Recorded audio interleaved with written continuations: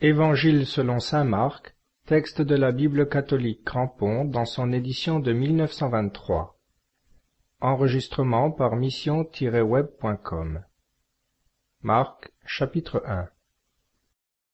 Commencement de l'évangile de Jésus-Christ, Fils de Dieu. Selon ce qui est écrit dans le prophète Isaïe.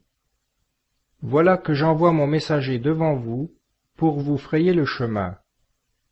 Une voix crie dans le désert. Préparez le chemin du Seigneur, aplanissez ses sentiers.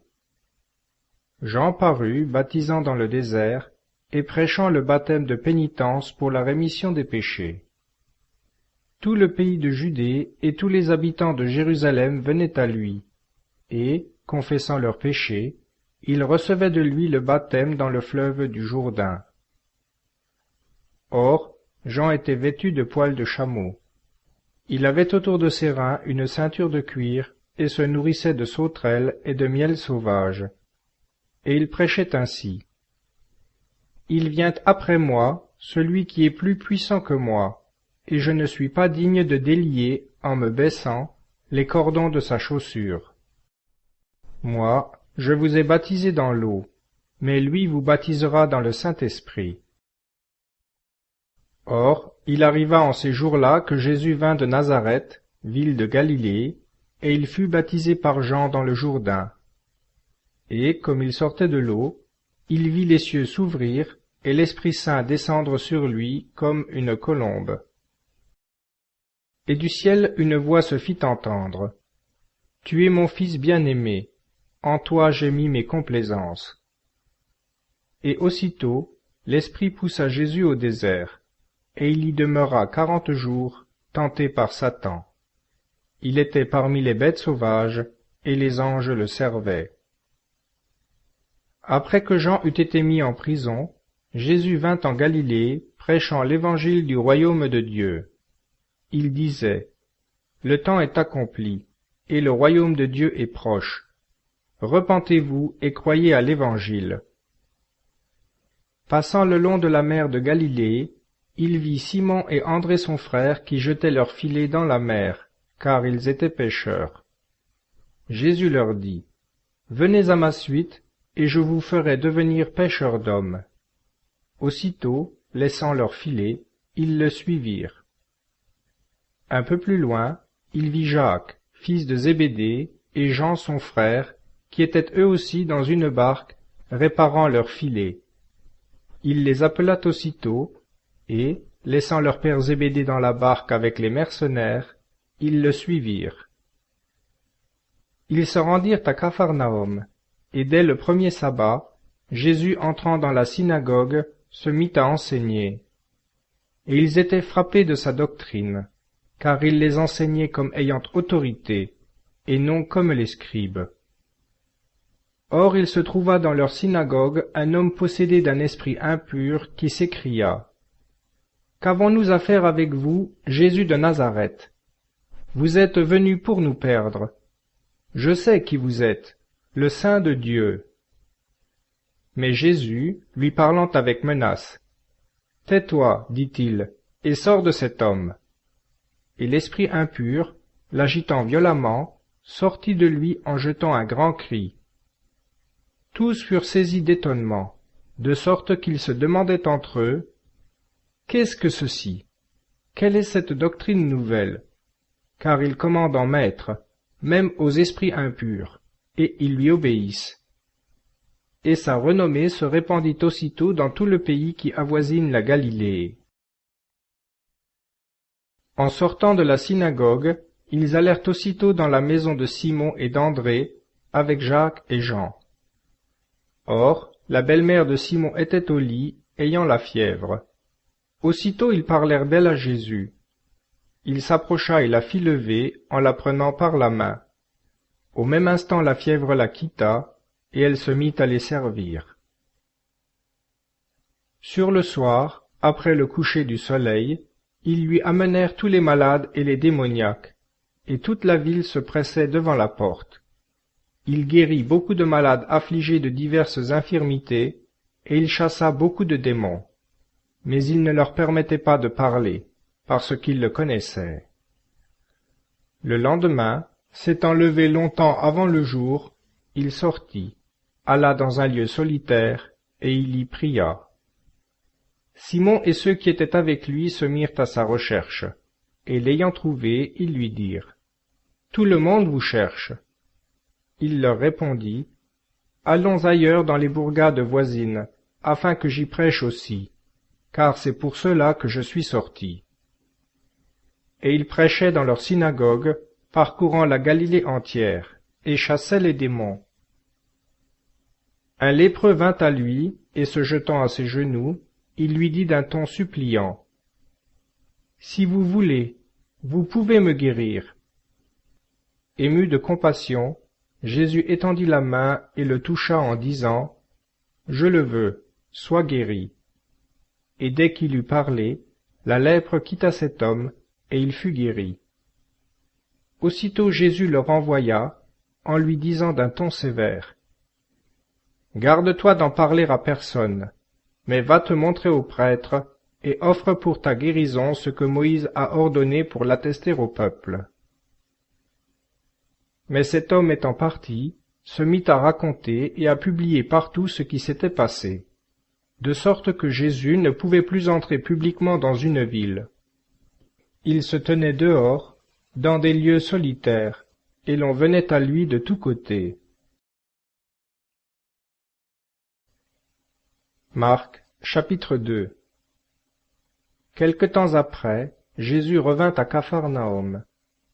Lorsqu'on sut qu'il était dans la maison, il s'y assembla aussitôt un si grand nombre de personnes qu'elles ne pouvaient trouver place, même aux abords de la porte, et il leur prêchait la parole.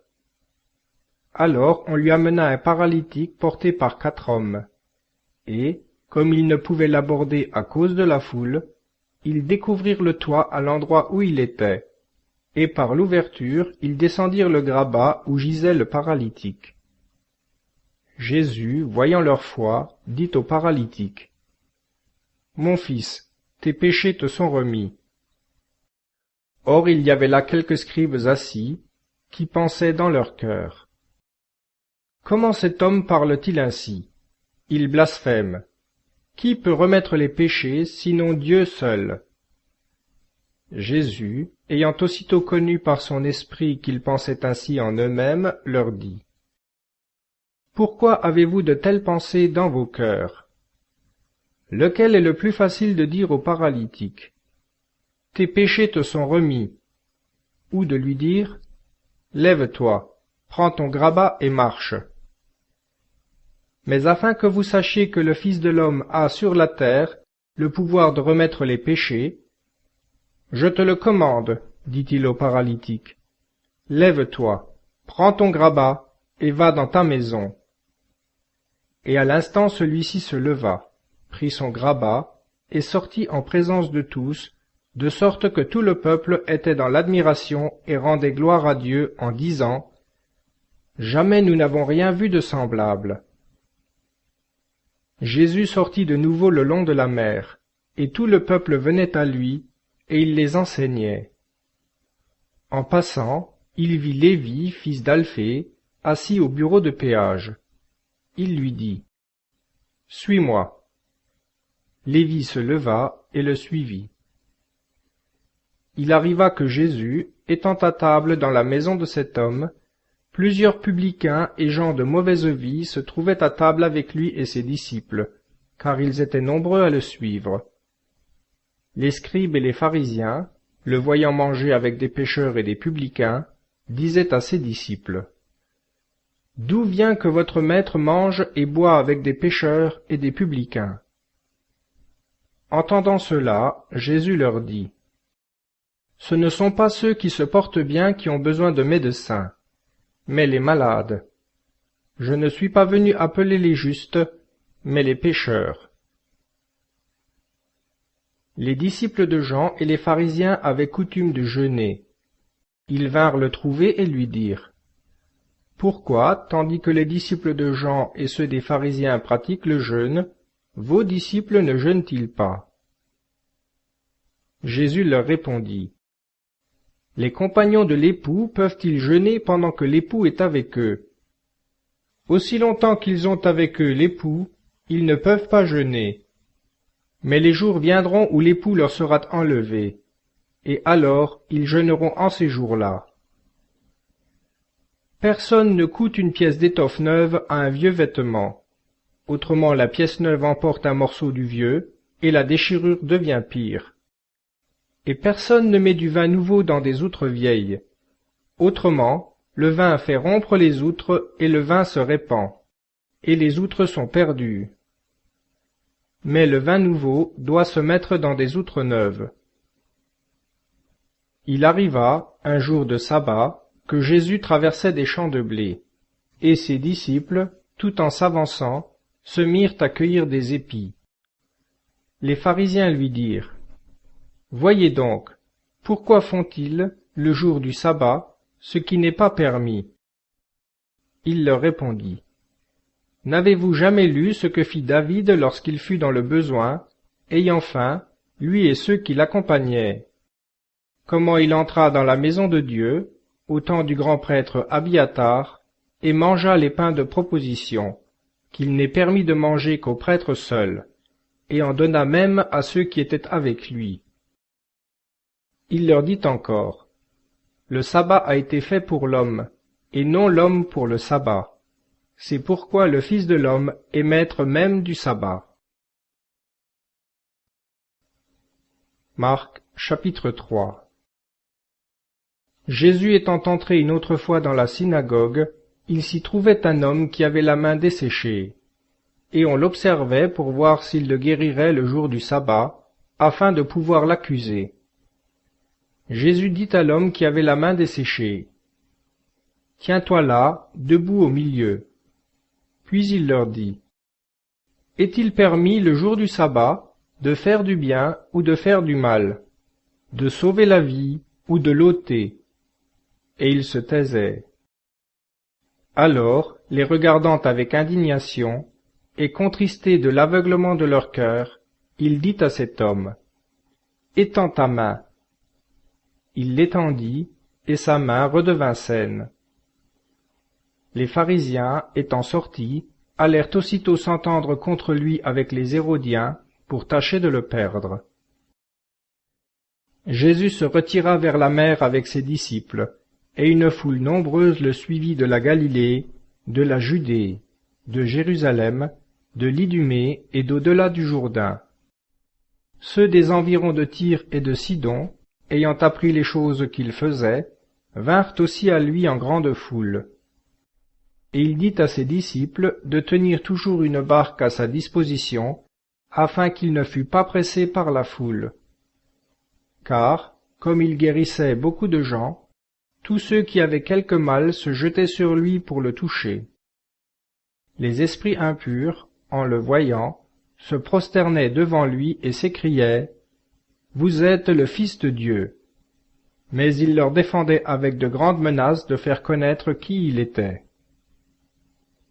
Étant monté ensuite sur la montagne, il appela ceux que lui-même voulut, et ils vinrent à lui. Il en établit 12 pour les avoir avec lui et pour les envoyer prêcher, avec le pouvoir de guérir les maladies et de chasser les démons. À Simon, il donna le surnom de Pierre. Puis il choisit Jacques, fils de Zébédée, et Jean, frère de Jacques, auquel il donna le surnom de Boanerges, c'est-à-dire fils du tonnerre. André, Philippe, Barthélemy, Matthieu, Thomas, Jacques fils d'Alphée, Thaddée, Simon le Zélé, et Judas Iscariote, qui le trahit. Ils revinrent à la maison, et la foule s'y assembla de nouveau, de sorte qu'ils ne pouvaient pas même prendre leur repas.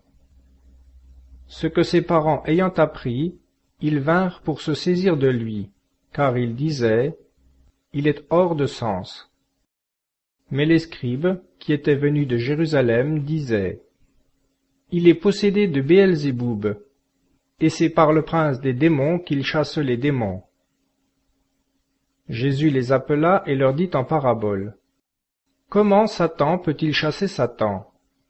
Si un royaume est divisé contre lui-même, ce royaume ne saurait subsister. Et si une maison est divisée contre elle-même, cette maison ne saurait subsister. Si donc Satan s'élève contre lui-même, il est divisé, il ne pourra subsister, et sa puissance touche à sa fin. Nul ne peut entrer dans la maison du fort et enlever ses meubles, si auparavant il ne l'enchaîne, et alors il pillera sa maison. En vérité, je vous le dis, tous les péchés seront remis aux enfants des hommes, même les blasphèmes qu'ils auront proférés. Mais celui qui aura blasphémé contre l'Esprit Saint n'obtiendra jamais de pardon. Il est coupable d'un péché éternel. Jésus parla ainsi parce qu'il disait « Il est possédé d'un esprit impur ». Sa mère et ses frères étant venus, ils se tinrent dehors et l'envoyèrent appeler. Or le peuple était assis autour de lui, et on lui dit « Votre mère et vos frères sont là, dehors, qui vous cherchent. » Il répondit « Qui est ma mère et qui sont mes frères ?» Puis, promenant ses regards sur ceux qui étaient assis autour de lui. « Voici, dit-il, ma mère et mes frères. Car quiconque fait la volonté de Dieu, celui-là est mon frère, et ma sœur, et ma mère. » Marc, chapitre 4. Jésus se mit de nouveau à enseigner au bord de la mer. Une si grande foule s'assembla auprès de lui, qu'il monta et s'assit dans la barque, sur la mer, et toute la foule était à terre le long du rivage. Et il leur enseignait beaucoup de choses en paraboles, et il leur disait dans son enseignement, « Écoutez, le semeur sortit pour semer, et comme il semait, des grains tombèrent le long du chemin, et les oiseaux vinrent et les mangèrent. D'autres tombèrent sur un sol pierreux, où il n'avait pas beaucoup de terre. Ils levèrent aussitôt, parce que la terre était peu profonde. Mais le soleil s'étant levé, la plante, frappée de ses feux et n'ayant point de racines, sécha. D'autres grains tombèrent parmi les épines, et les épines montèrent et les étouffèrent, et ils ne donnèrent point de fruits. D'autres tombèrent dans la bonne terre. Montant et croissant, ils donnèrent leurs fruits et rapportèrent l'un 30 pour un, l'autre 60 et l'autre 100. Et il ajouta, que celui qui a des oreilles entende bien. Lorsqu'il se trouva seul, ceux qui l'entouraient, avec les 12, l'interrogèrent sur la parabole. Il leur dit, « À vous a été donné de connaître le mystère du royaume de Dieu, mais pour eux, qui sont dehors, tout est annoncé en parabole, afin qu'en regardant de leurs yeux, ils ne voient point, qu'en entendant de leurs oreilles, ils ne comprennent point, de peur qu'ils ne se convertissent et n'obtiennent le pardon de leurs péchés. » Il ajouta, « Vous ne comprenez pas cette parabole? Comment donc entendrez-vous toutes les paraboles? Le semeur sème la parole. Ceux qui sont sur le chemin, ce sont les hommes en qui on sème la parole. Et ils ne l'ont pas plutôt entendue que Satan vient et enlève la parole semée dans leur cœur. Pareillement, ceux qui reçoivent la semence en un sol pierreux, ce sont ceux qui, dès qu'ils entendent la parole, la reçoivent avec joie. Mais il n'y a pas en eux de racines, ils sont inconstants. Que survienne la tribulation ou la persécution à cause de la parole, ils succombent aussitôt. Ceux qui reçoivent la semence dans les épines, ce sont ceux qui écoutent la parole. Mais les sollicitudes du monde, et la séduction des richesses, et les autres convoitises entrant dans leur cœur, étouffent la parole, et elle ne porte point de fruits. Enfin ceux où la semence tombe en bonne terre, ce sont ceux qui entendent la parole et la reçoivent, et produisent du fruit, 30, 60 et 100 pour un. Il leur dit encore, « Apporte-t-on la lampe pour la mettre sous le boisseau ou sous le lit? N'est-ce pas pour la mettre sur le chandelier? car il n'y a rien de caché qui ne doive être révélé. Rien ne se fait en secret qui ne doive venir au jour. Si quelqu'un a des oreilles, qu'il entende bien.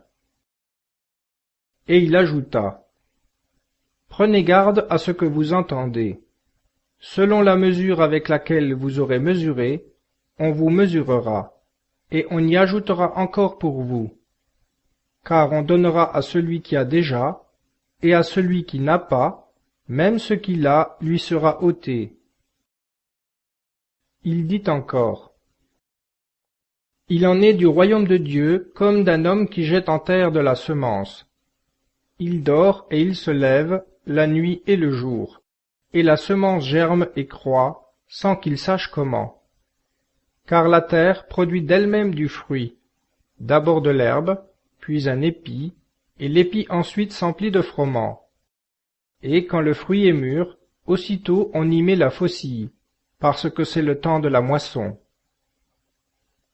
Il dit encore, à quoi comparerons-nous le royaume de Dieu?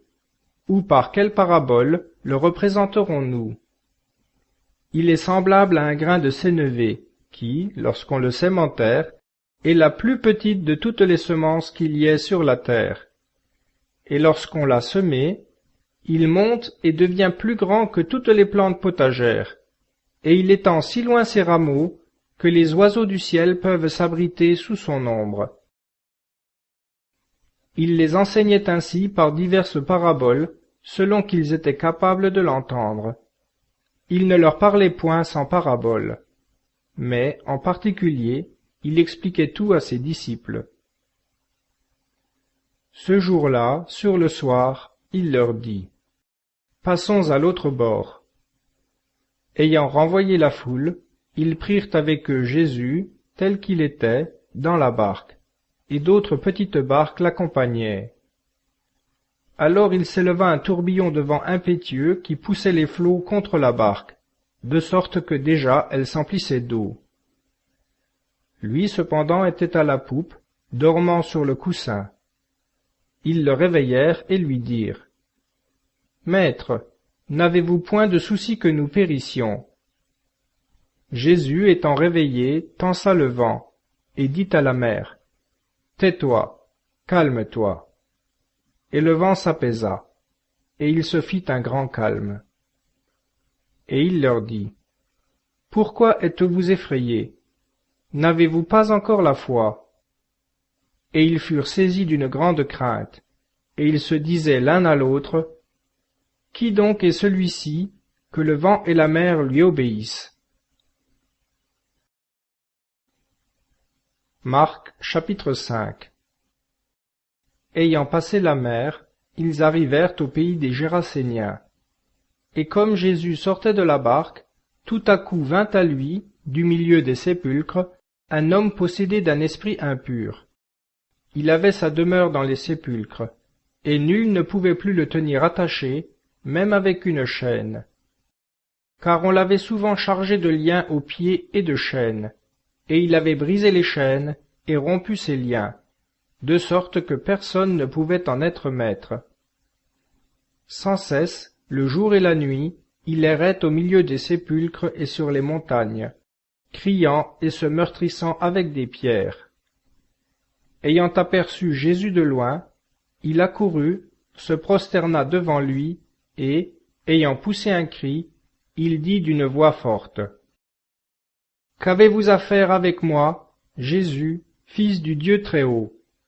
Je vous adjure au nom de Dieu, ne me tourmentez point. » Car Jésus lui disait, « Esprit impur, sors de cet homme. » Et il lui demanda, « Quel est ton nom? » Et il lui dit, « Mon nom est Légion, car nous sommes nombreux. » Et il le priait instamment de ne pas les envoyer hors de ce pays. Or, il y avait là, le long de la montagne, un grand troupeau de porcs qui paissaient.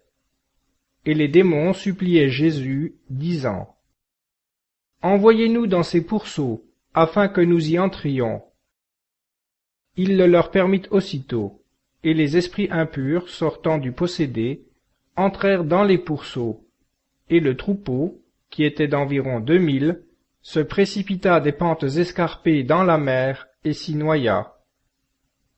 Ceux qui les gardaient s'enfuirent, et répandirent la nouvelle dans la ville et dans les campagnes. Les gens allèrent voir ce qui était arrivé. Ils vinrent à Jésus et virent le démoniaque, celui qui avait eu la légion, assis, vêtu et saint d'esprit, et ils furent saisis de frayeur. Et ceux qui en avaient été témoins, leur ayant raconté ce qui était arrivé aux possédés et aux pourceaux, ils se mirent à prier Jésus de s'éloigner de leurs frontières. Comme Jésus montait dans la barque, celui qui avait été possédé lui demanda la permission de le suivre. Jésus ne le lui permit pas, mais il lui dit, « Va dans ta maison, auprès des tiens, et raconte-leur tout ce que le Seigneur a fait pour toi, et comment il a eu pitié de toi. » Il s'en alla, et se mit à publier dans la Décapole tout ce que Jésus avait fait pour lui, et tous étaient dans l'admiration. Jésus ayant de nouveau traversé la mer dans la barque, comme il était près du rivage, une grande foule s'assembla autour de lui. Alors vint un des chefs de la synagogue, nommé Jaïr, qui, en le voyant, se jeta à ses pieds, et le pria avec instance, disant, « Ma fille est à l'extrémité. Venez, imposez votre main sur elle, afin qu'elle soit guérie et qu'elle vive. » Et il s'en alla avec lui, et une grande multitude le suivait et le pressait.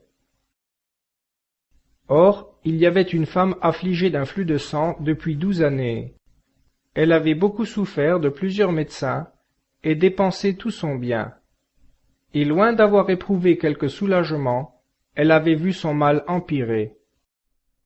Ayant entendu parler de Jésus, elle vint dans la foule et toucha par derrière son manteau, car elle disait, « Si je touche seulement ses vêtements, je serai guérie. » Aussitôt le flux de sang s'arrêta, et elle sentit en son corps qu'elle était guérie de son infirmité.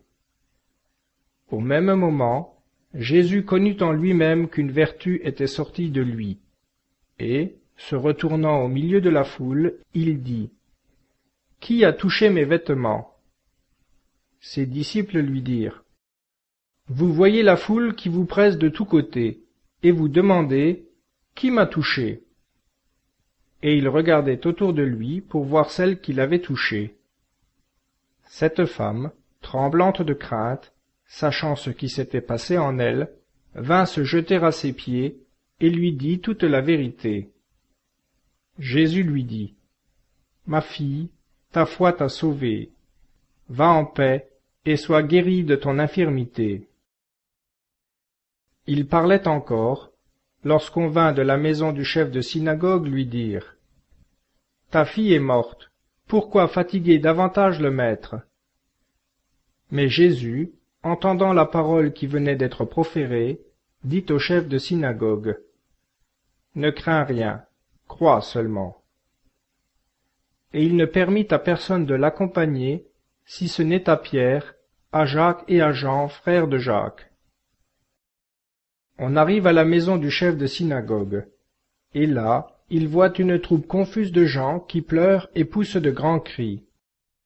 Il entre et leur dit, « Pourquoi tout ce bruit et ces pleurs? L'enfant n'est pas morte, mais elle dort. » Et il se moquait de lui. Mais lui, les ayant tous fait sortir, prit avec lui le père et la mère de l'enfant, et les disciples qui l'accompagnaient, et entra dans le lieu où l'enfant était couché. Et lui prenant la main, il lui dit, « Talitha koumi », c'est-à-dire, « Jeune fille, lève-toi, je te le dis. » Aussitôt la jeune fille se leva et se mit à marcher, car elle avait 12 ans, et ils furent frappés de stupeur. Et Jésus leur défendit fortement d'en rien faire savoir à personne. Puis il dit de donner à manger à la jeune fille. Marc, chapitre 6. Étant parti de là, Jésus vint dans sa patrie, et ses disciples le suivirent. Quand le sabbat fut venu, il se mit à enseigner dans la synagogue, et beaucoup de ceux qui l'entendaient, frappés d'étonnement, disaient: D'où celui-ci tient-il ces choses? Quelle est cette sagesse qui lui a été donnée? Et comment de tels miracles s'opèrent-ils par ses mains? N'est-ce pas le charpentier, le fils de Marie, le frère de Jacques, de Joseph, de Jude et de Simon? Ses sœurs ne sont-elles pas ici parmi nous? Et ils se scandalisaient de lui. Jésus leur dit: Un prophète n'est sans honneur que dans sa patrie, dans sa maison et dans sa famille. Et il ne put faire là aucun miracle, si ce n'est qu'il guérit quelques malades en leur imposant les mains. Et il était surpris de leur incrédulité. Ensuite Jésus parcourut les villages d'alentour en enseignant. Alors il appela près de lui les 12, et commença à les envoyer 2 à 2, en leur donnant pouvoir sur les esprits impurs. Il leur recommanda de ne rien prendre pour la route qu'un bâton seulement, ni sac, ni pain, ni argent dans la ceinture, mais d'être chaussés de sandales, et de ne pas mettre 2 tuniques. Et il leur dit: Partout où vous serez entrés dans une maison, demeurez-y jusqu'à ce que vous partiez de ce lieu. Et si quelque part on refuse de vous recevoir et de vous écouter, sortez de là, et secouez la poussière de dessous vos pieds en témoignage pour eux. Étant donc partis, ils prêchèrent la pénitence. Ils chassaient beaucoup de démons, oignaient d'huile beaucoup de malades, et les guérissaient. Or le roi Hérode entendit parler de Jésus, dont le nom était devenu célèbre, et il disait: Jean-Baptiste est ressuscité, c'est pourquoi la puissance miraculeuse opère en lui. Mais d'autres disaient: C'est Élie, et d'autres: C'est un prophète, semblable à l'un des anciens prophètes. Ce qu'Hérode ayant entendu, il dit: C'est Jean, que j'ai fait décapiter, qui est ressuscité. Car c'était lui, Hérode, qui avait envoyé prendre Jean, et l'avait fait mettre en prison chargé de fer, à cause d'Hérodiade, femme de Philippe, son frère, qui l'avait épousé. Car Jean disait à Hérode: Il ne t'est pas permis d'avoir la femme de ton frère. Hérodiade lui était donc hostile, et voulait le faire périr, mais elle ne le pouvait pas. Car Hérode, sachant que c'était un homme juste et saint, le vénérait et veillait sur sa vie. Il faisait beaucoup de choses d'après ses conseils, et l'écoutait volontiers. Enfin il se présenta une occasion favorable. Le jour anniversaire de sa naissance, Hérode donna un festin aux grands de sa cour, à ses officiers et aux principaux de la Galilée. La fille d'Hérodiade étant entrée dans la salle, dansa, et plut tellement à Hérode et à ceux qui étaient à table avec lui, que le roi dit à la jeune fille: Demande-moi ce que tu voudras, et je te le donnerai.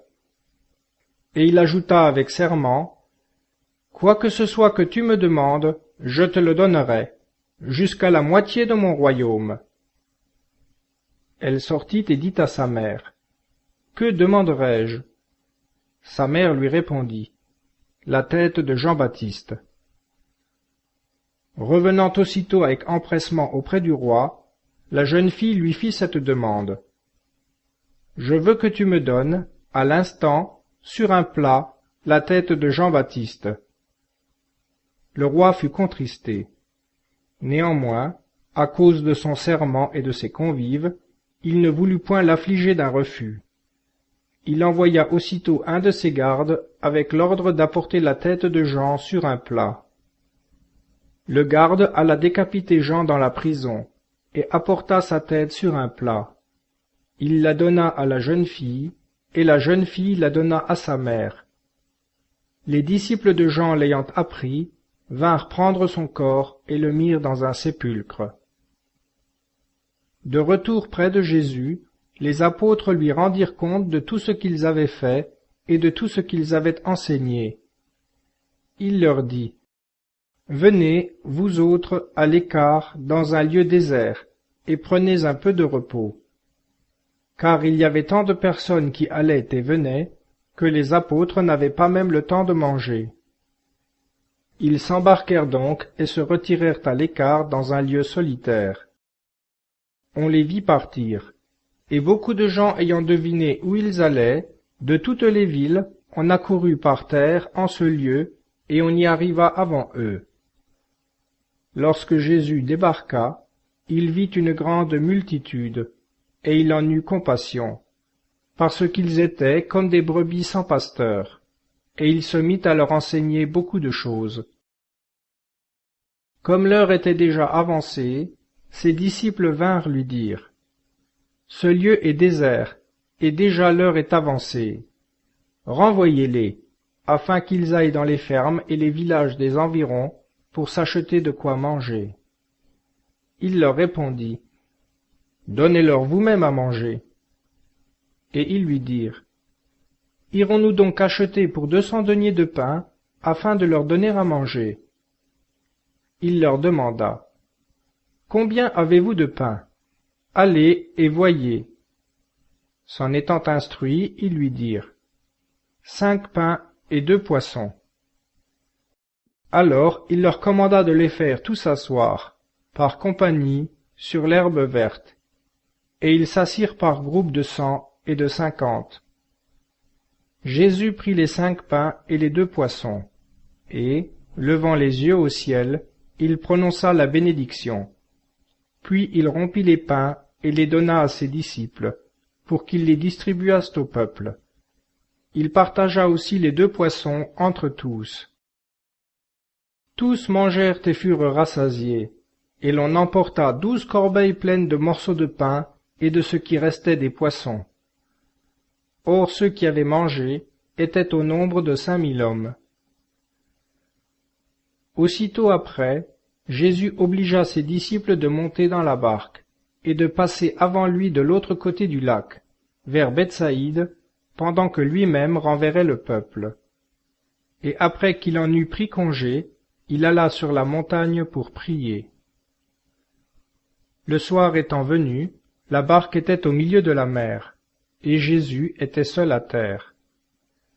Voyant qu'ils avaient beaucoup de peine à ramer, car le vent leur était contraire, vers la 4e veille de la nuit, il alla vers eux, marchant sur la mer, et il voulait les dépasser. Mais eux, le voyant marcher sur la mer, crurent que c'était un fantôme, et poussèrent des cris. Car ils le voyaient tous, et ils étaient bouleversés. Aussitôt il leur parla et leur dit: Ayez confiance, c'est moi, ne craignez point. Il monta ensuite auprès d'eux dans la barque, et le vent cessa. Or leur étonnement était au comble, et les mettait hors d'eux-mêmes, car ils n'avaient pas compris le miracle des pains, parce que leur cœur était aveuglé. Après avoir traversé le lac, ils vinrent au territoire de Génézareth, et y abordèrent. Quand ils furent sortis de la barque, les gens du pays, ayant aussitôt reconnu Jésus, parcoururent tous les environs, et l'on se mit à lui apporter les malades sur leurs grabats, partout où l'on apprenait qu'il était. En quelques lieues qu'il arriva, dans les villages, dans les villes et dans les campagnes, on mettait les malades sur les places publiques, et on le priait de les laisser seulement toucher la houppe de son manteau. Et tous ceux qui pouvaient le toucher étaient guéris. Marc chapitre 7. Les pharisiens et plusieurs scribes venus de Jérusalem s'assemblèrent auprès de Jésus. Ayant vu quelques-uns de ses disciples prendre leur repas avec des mains impures, c'est-à-dire non lavées, ils les blâmèrent. Car les pharisiens et tous les juifs ne mangent pas sans s'être lavés soigneusement les mains, suivant la tradition des anciens. Et lorsqu'ils reviennent de la place publique, ils ne mangent pas sans avoir pratiqué des ablutions. Ils pratiquent encore beaucoup d'autres observances traditionnelles, la purification des coupes, des cruches, des vases d'airain et des lits. Les pharisiens et les scribes lui demandèrent donc: Pourquoi vos disciples ne suivent-ils pas la tradition des anciens et prennent-ils leur repas avec des mains impures? Il leur répondit: Isaïe a bien prophétisé de vous, hypocrites, ainsi qu'il est écrit: Ce peuple m'honore des lèvres, mais leur cœur est loin de moi. Vain est le culte qu'ils me rendent, enseignant des doctrines qui sont des préceptes d'hommes. Vous laissez de côté le commandement de Dieu, pour vous attacher à la tradition des hommes, purifiant les vases et les coupes, et faisant beaucoup d'autres choses semblables. Vous savez fort bien, ajouta-t-il, anéantir ainsi le commandement de Dieu, pour observer votre tradition. Car Moïse a dit: Honore ton père et ta mère, et celui qui maudira son père et sa mère, qu'il soit puni de mort. Et vous, vous dites: Si un homme dit à son père ou à sa mère: Le bien dont j'aurais pu t'assister est corban, c'est-à-dire un don fait à Dieu, vous ne le laissez plus rien faire pour son père ou sa mère, anéantissant ainsi la parole de Dieu par la tradition que vous enseignez. Et vous faites beaucoup d'autres choses semblables. Ayant rappelé le peuple, Jésus leur dit: Écoutez-moi tous et comprenez. Rien de ce qui est hors de l'homme et qui entre dans l'homme ne peut le souiller. Mais ce qui sort de l'homme, voilà ce qui souille l'homme.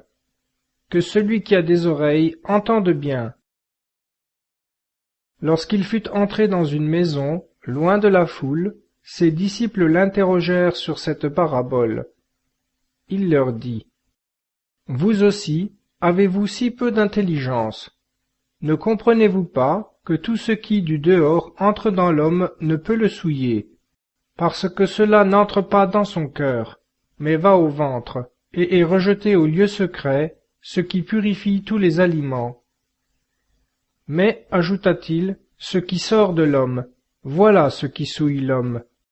Car c'est du dedans, du cœur des hommes, que sortent les pensées mauvaises, les adultères, les fornications, les homicides, les vols, l'avarice, les méchancetés, la fraude, le libertinage, l'œil malin, la calomnie, l'orgueil, la folie. Toutes ces choses mauvaises sortent du dedans et souillent l'homme. Il partit ensuite de ce lieu et s'en alla vers les confins de Tyr et de Sidon. Et étant entré dans une maison, il désirait que personne ne le sût, mais il ne put demeurer caché. Car une femme, dont la petite fille était possédée d'un esprit impur, n'eut pas plutôt entendu parler de lui qu'elle vint se jeter à ses pieds. Cette femme était païenne, syrophénicienne de nation. Elle le pria de chasser le démon hors de sa fille. Il lui dit: Laissez d'abord les enfants se rassasier, car il n'est pas bien de prendre le pain des enfants et de le jeter aux petits chiens. Il est vrai, Seigneur, répondit-elle, mais les petits chiens mangent sous la table les miettes des enfants. Alors il lui dit: À cause de cette parole, allez, le démon est sorti de votre fille. Étant retournée à sa maison, elle trouva sa fille couchée sur son lit, le démon l'avait quittée. Sortant alors du pays de Tyr, Jésus revint par Sidon vers la mer de Galilée, au centre du pays de la Décapole. Là, on lui amena un sourd-muet, et on le pria de lui imposer les mains. Jésus, le tirant à part hors de la foule, lui mit les doigts dans les oreilles, et de sa salive sur la langue. Puis, levant les yeux au ciel, il poussa un soupir et lui dit: Ephéta, c'est-à-dire, ouvre-toi. Et aussitôt les oreilles de cet homme s'ouvrirent, sa langue se délia, et il parlait distinctement. Jésus leur défendit d'en rien dire à personne, mais plus il le leur défendait, plus ils le publiaient. Et ravi d'une admiration sans bornes, il disait: Tout ce qu'il a fait est merveilleux. Il fait entendre les sourds et parler les muets. Marc chapitre 8. En ces jours-là, comme il y avait encore une grande foule qui n'avait pas de quoi manger, Jésus appela ses disciples et leur dit : J'ai compassion de ce peuple, car voilà 3 jours déjà qu'ils ne me quittent pas, et ils n'ont rien à manger. Si je les renvoie dans leur maison sans nourriture, ils tomberont de défaillance en chemin, car plusieurs d'entre eux sont venus de loin. Ses disciples lui répondirent : Comment pourrait-on trouver ici, dans un désert, assez de pain pour les rassasier ? Et il leur demanda : Combien avez-vous de pain ? Ils dirent : 7. Alors il fit asseoir la foule par terre, prit les 7 pains, et, après avoir rendu grâce, il les rompit et les donna à ses disciples pour les distribuer. Et ils les distribuèrent au peuple. Ils avaient en outre quelques petits poissons. Après avoir prononcé une bénédiction, Jésus les fit aussi distribuer. Ils mangèrent et furent rassasiés, et l'on emporta 7 corbeilles des morceaux qui restaient. Or ceux qui mangèrent étaient environ 4000. Ensuite, Jésus les renvoya. Il monta aussitôt dans la barque avec ses disciples, et vint dans le pays de Dalmanutha. Survinrent les pharisiens, qui commencèrent à discuter avec lui, lui demandant pour l'éprouver un signe du ciel. Jésus, ayant poussé un profond soupir, dit : Pourquoi cette génération demande-t-elle un signe ? Je vous le dis, en vérité, il ne sera point donné de signe à cette génération. Et les laissant, il remonta dans la barque et passa à l'autre bord. Or les disciples avaient oublié de prendre des pains. Il n'en avait qu'un seul avec eux dans la barque. Jésus leur donna cet avertissement : Gardez-vous avec soin du levain des pharisiens et du levain d'Hérode. Sur quoi ils faisaient réflexion entre eux, disant : C'est que nous n'avons pas de pain. Jésus, connaissant leurs pensées, leur dit : Pourquoi vous entretenez-vous de ce que vous n'avez pas de pain ? N'avez-vous encore ni sens ni intelligence ? Votre cœur est-il encore aveuglé ? Avez-vous des yeux pour ne pas voir, des oreilles pour ne pas entendre, et n'avez-vous point de mémoire ? Quand j'ai rompu les 5 pains entre les 5000 hommes, combien avez-vous emporté de corbeilles pleines de morceaux ? Ils lui dirent : 12. Et quand j'ai rompu les 7 pains entre les 4000 hommes, combien de paniers pleins de morceaux avez-vous emporté ?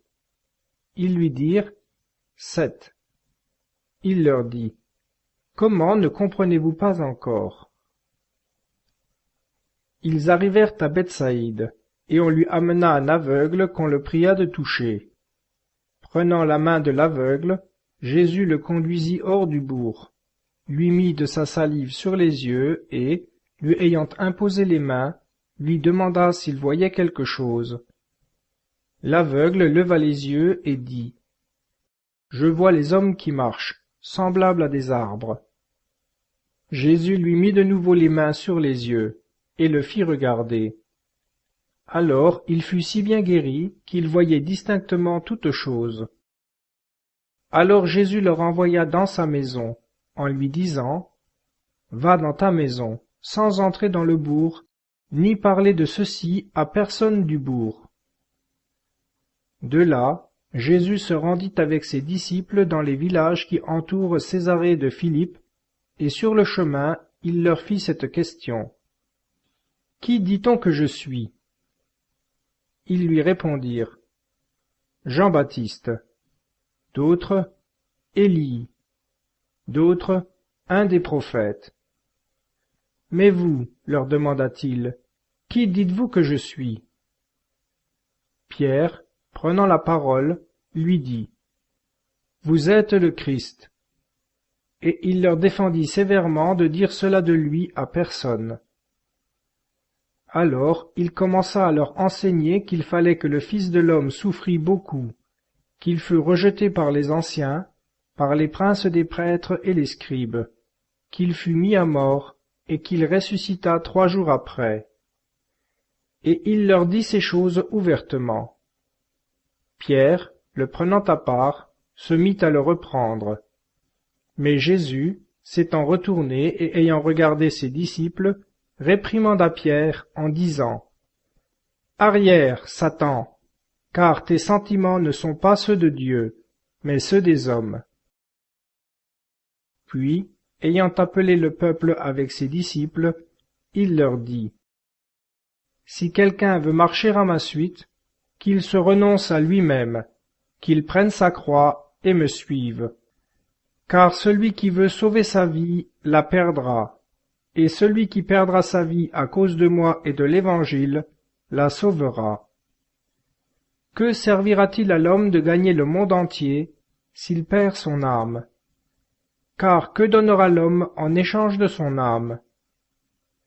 Celui qui aura rougi de moi et de mes paroles au milieu de cette génération adultère et pécheresse, le Fils de l'homme aussi rougira de lui, lorsqu'il viendra dans la gloire de son Père avec les anges saints. » Il ajouta, « Je vous le dis, en vérité, parmi ceux qui sont ici, quelques-uns ne goûteront point la mort, qu'ils n'aient vu le royaume de Dieu venir avec puissance. » Marc, chapitre 9. 6 jours après, Jésus prit avec lui Pierre, Jacques et Jean, et les conduisit seuls, à l'écart, sur une haute montagne, et il fut transfiguré devant eux. Ses vêtements devinrent étincelants, d'une blancheur aussi éclatante que la neige, et telle qu'aucun foulon sur la terre ne saurait blanchir ainsi. Puis Élie et Moïse leur apparurent, conversant avec Jésus. Pierre, prenant la parole, dit à Jésus, « Maître, il nous est bon d'être ici. Dressons 3 tentes, une pour vous, une pour Moïse et une pour Élie. » Il ne savait ce qu'il disait, l'effroi les ayant saisis. Et une nuée les couvrit de son ombre, et de la nuée sortit une voix. « Celui-ci est mon Fils bien-aimé, écoutez-le. » Aussitôt, regardant tout autour, ils ne virent plus personne, si ce n'est Jésus seul avec eux. Comme ils descendaient de la montagne, il leur défendit de raconter à personne ce qu'ils avaient vu, jusqu'à ce que le Fils de l'homme fût ressuscité des morts. Et ils gardèrent pour eux la chose, tout en se demandant entre eux ce que signifiait ce mot, être ressuscité des morts. Ils l'interrogèrent et lui dirent, « Pourquoi donc les scribes disent-ils qu'il faut qu'Élie vienne auparavant ?» Il leur répondit, « Élie doit venir auparavant et rétablir toutes choses. Et comment est-il écrit du Fils de l'homme qu'il doit souffrir beaucoup et être méprisé?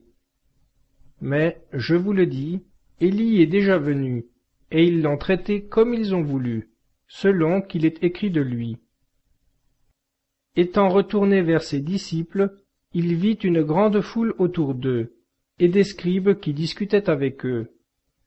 Toute la foule fut surprise de voir Jésus, et elle accourut aussitôt pour le saluer.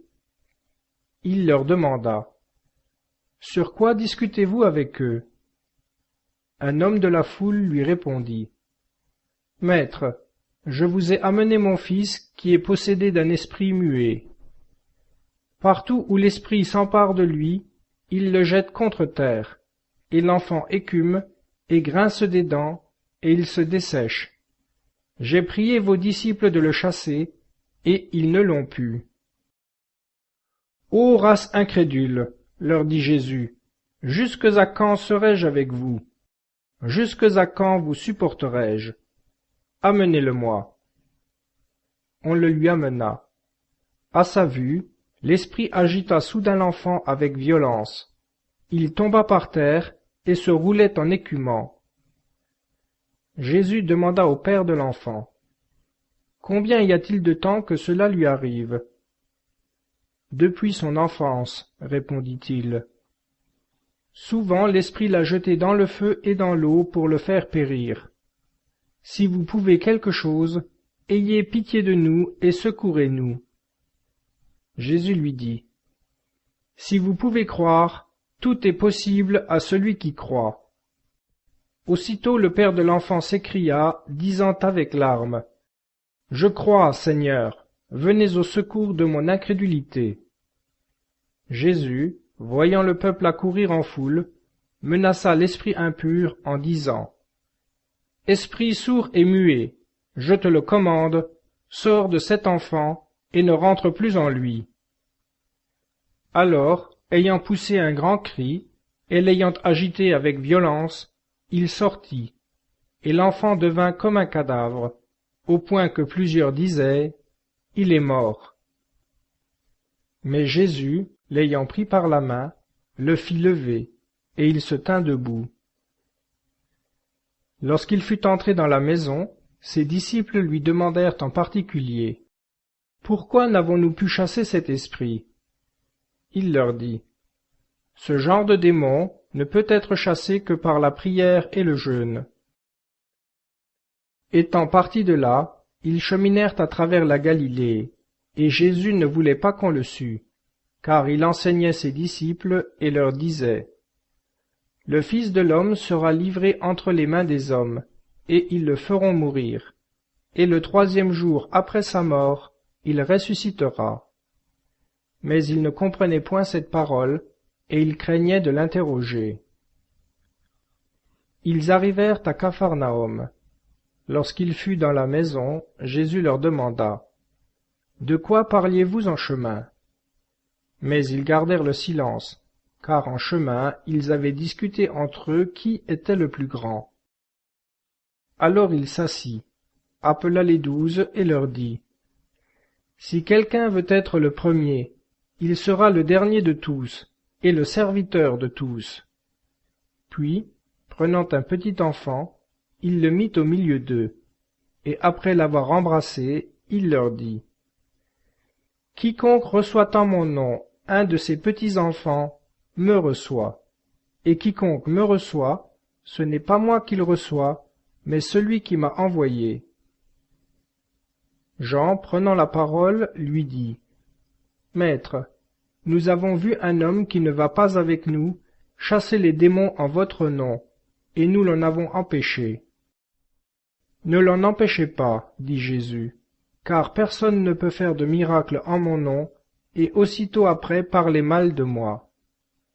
Qui n'est pas contre nous est pour nous, car quiconque vous donnera un verre d'eau en mon nom, parce que vous êtes au Christ, je vous le dis, en vérité, il ne perdra pas sa récompense. Et quiconque sera une occasion de chute pour un de ces petits qui croient en moi, il vaudrait mieux pour lui qu'on lui attachât au cou la meule qu'un âne tourne et qu'on le jetât dans la mer. Si ta main est pour toi une occasion de chute, coupe-la. Mieux vaut pour toi entrer mutilé dans la vie que d'aller, ayant 2 mains, dans la géhenne, dans le feu inextinguible, là où leur ver ne meurt point et où le feu ne s'éteint point. Et si ton pied est pour toi une occasion de chute, coupe-le. Mieux vaut pour toi entrer boiteux dans la vie que d'être jeté, ayant 2 pieds, dans la géhenne du feu inextinguible, là où leur ver ne meurt point et où le feu ne s'éteint point. Et si ton œil est pour toi une occasion de chute, arrache-le. Mieux vaut pour toi entrer avec un seul œil dans le royaume de Dieu que d'être jeté, ayant 2 yeux, dans la géhenne du feu, là où leur ver ne meurt point, et où le feu ne s'éteint point. Car tout homme sera salé par le feu, et toute offrande sera salée avec du sel. Le sel est bon, mais si le sel s'affadit, avec quoi lui donnerez-vous de la saveur? Gardez bien le sel en vous, et soyez en paix les uns avec les autres. Marc chapitre 10. Étant parti de ce lieu, Jésus vint aux confins de la Judée, au-delà du Jourdain. Et le peuple s'assembla de nouveau près de lui, et, suivant sa coutume, il recommença à les enseigner. Les pharisiens, l'ayant abordé, lui demandèrent s'il était permis à un mari de répudier sa femme. C'était pour le mettre à l'épreuve. Il leur répondit. Que vous a ordonné Moïse? Ils dirent. Moïse a permis de dresser un acte de divorce et de répudier. Jésus leur répondit. C'est à cause de la dureté de votre cœur qu'il vous a donné cette loi. Mais au commencement de la création, Dieu les fit hommes et femmes. À cause de cela, l'homme quittera son père et sa mère et s'attachera à sa femme, et les deux ne feront qu'une seule chair. Ainsi ils ne sont plus deux, mais ils sont une seule chair. Que l'homme donc ne sépare pas ce que Dieu a uni. Lorsqu'ils furent dans la maison, ses disciples l'interrogèrent encore sur ce sujet, et il leur dit. Quiconque répudie sa femme et en épouse une autre, commet un adultère à l'égard de la première. Et si une femme répudie son mari et en épouse un autre, elle se rend adultère. On lui amena des petits enfants pour qu'il les touchât, mais les disciples réprimandaient ceux qui les présentaient. Jésus, à cette vue, fut indigné et leur dit, Laissez les petits enfants venir à moi, et ne les en empêchez pas, car le royaume des cieux est à ceux qui leur ressemblent. Je vous le dis en vérité, quiconque ne recevra pas comme un petit enfant le royaume de Dieu, n'y entrera point. Puis il les embrassa et les bénit en leur imposant les mains. Comme il sortait pour se mettre en chemin, quelqu'un accourut, et se jetant à genoux devant lui, lui demanda. Bon maître, que dois-je faire pour avoir en héritage la vie éternelle? Jésus lui dit. Pourquoi m'appelles-tu bon? Il n'y a de bon que Dieu seul. Tu connais les commandements. Ne commets point d'adultère. Ne tue point. Ne dérobe point. Ne porte point de faux témoignages. Abstiens-toi de toute fraude. Honore ton père et ta mère. Il lui répondit. Maître, j'ai observé toutes ces choses dès ma jeunesse. Jésus, l'ayant regardé, l'aima, et lui dit, Il te manque une chose. Va, vends tout ce que tu as, donne-le aux pauvres, et tu auras un trésor dans le ciel. Puis viens et suis-moi. Mais lui, affligé de cette parole, s'en alla tout triste, car il avait de grands biens. Et Jésus, jetant ses regards autour de lui, dit à ses disciples, Qu'il est difficile à ceux qui ont les biens de ce monde d'entrer dans le royaume de Dieu.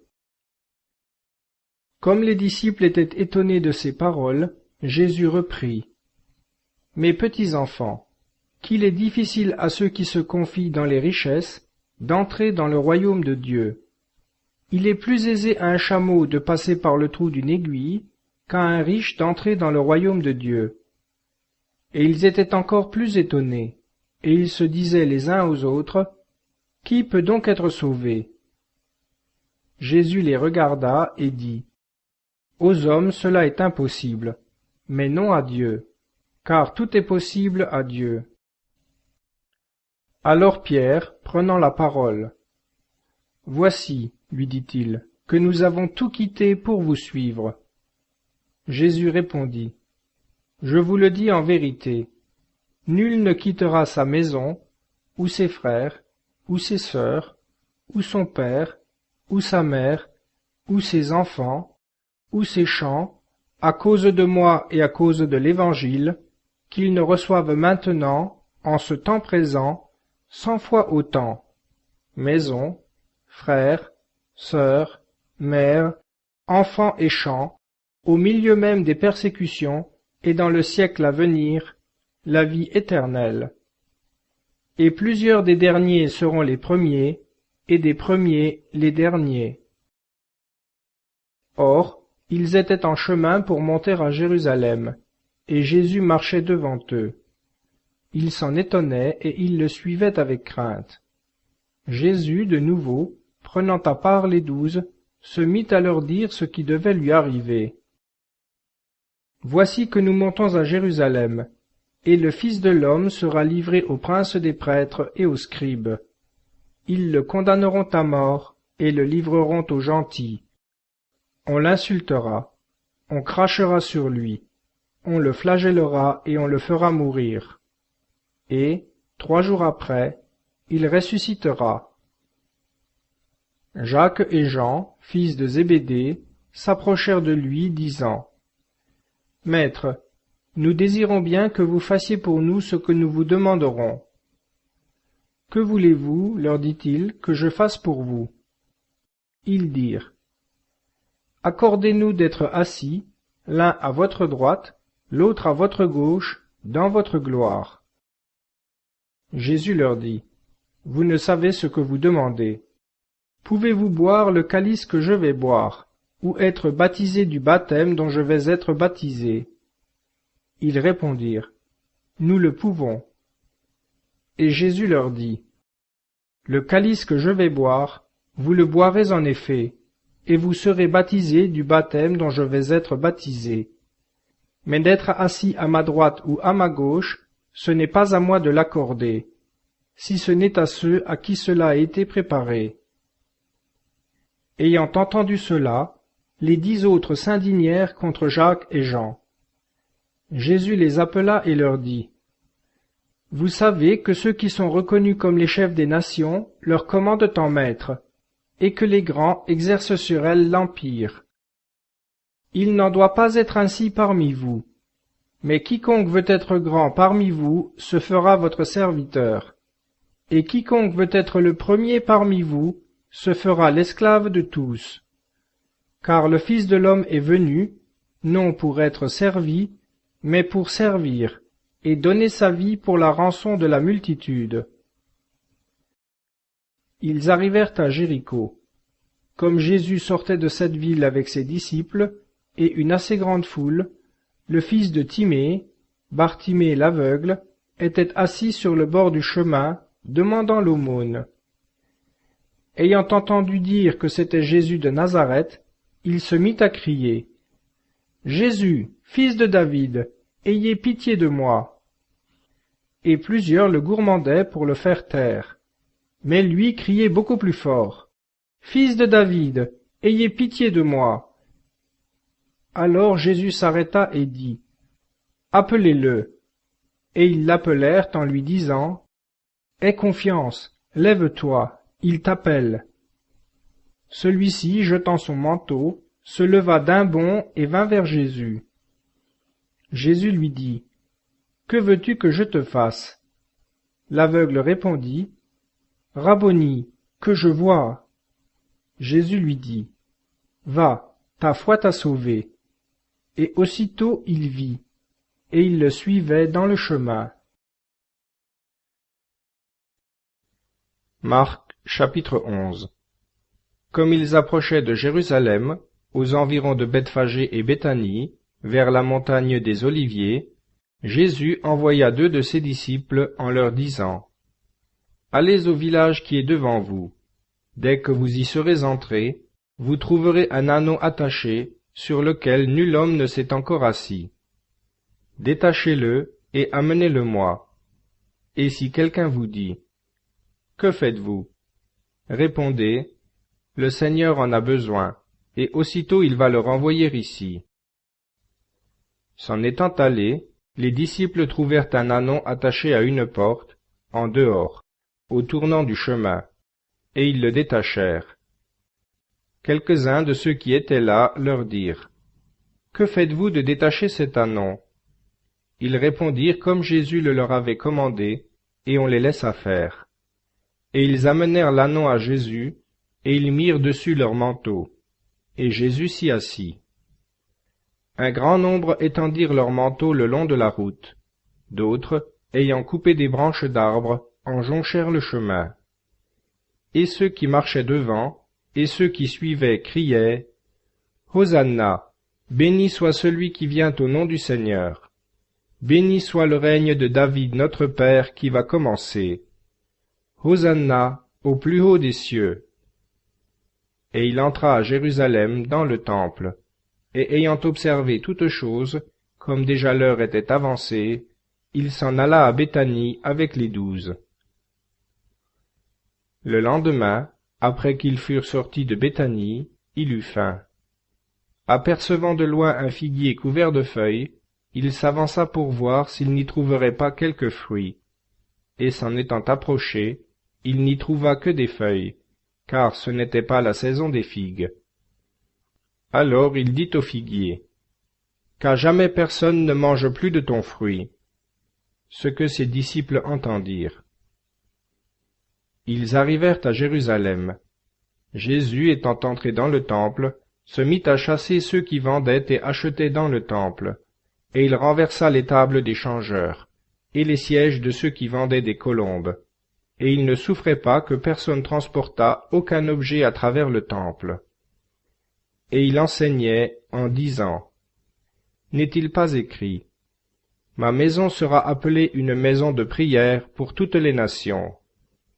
Mais vous, vous en avez fait une caverne de voleurs. » Ce qu'ayant entendu, les princes des prêtres et les scribes cherchaient les moyens de le faire périr, car ils le craignaient, parce que tout le peuple admirait sa doctrine.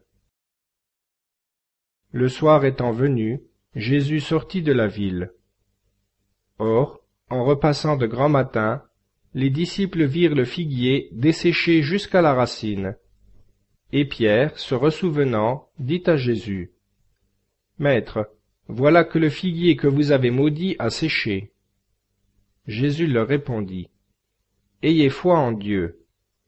Je vous le dis en vérité, si quelqu'un dit à cette montagne, « Ôte-toi de là, et te jette dans la mer », et s'il ne doute pas dans son cœur, mais qu'il croit que ce qu'il dit arrivera, il le verra s'accomplir.